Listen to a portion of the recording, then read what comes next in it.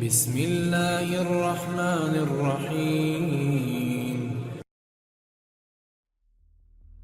حضرت انس رضی اللہ تعالی عنہ بیان کرتے ہیں کہ رسول اللہ صلی اللہ علیہ وآلہ وسلم نے فرمایا، اللہ اپنے بندہ مومن کے ساتھ 2 فرشتے مقرر کر دیتا ہے جو اس کے عمل کو لکھتے رہتے ہیں۔